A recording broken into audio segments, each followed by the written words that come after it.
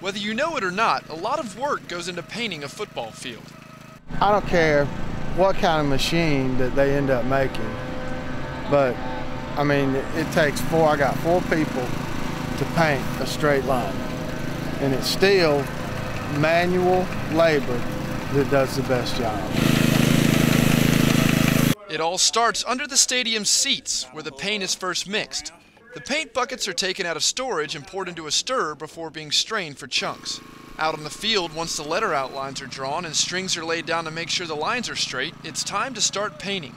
This takes several people. Come on now. Go. They push the sled-like painting device all the way up and down the field while the paint is pumped from a bucket into the gun that clips onto the sled. Kenny Pauley says that part is pretty simple. You know, once we lay the strings out here, we just follow the strings. This is more manual labor than anything. Other large steel stencils are used for the numbers and hash marks.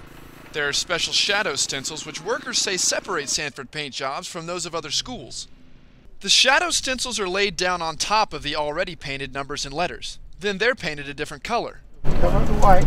Some mistakes are made, but they're just scrubbed off with water and a brush.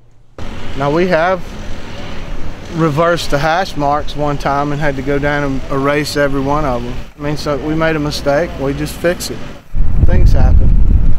It'll wash off. It's kind of like a bad haircut. You know, you go out of the barber shop and you go, it'll grow back. The hardest part of the job is the type of freehand painting that goes into the end zones. There are no stencils for that. Instead, there is a definite technique that goes into it, and the painter has to have a steady hand. What he's doing, I mean, it's, you know, it's kind of like painting a car. You know, you don't want to leave streaks. Pauley says everything usually goes according to plan, and the field ends up looking pretty good, with few visible mistakes. But every once in a while, working with paint can lead to trouble, as in one time when he loaded a paint diaphragm into his truck. It had about 60 pounds of pressure behind it. This paint went everywhere, you know, including all over me.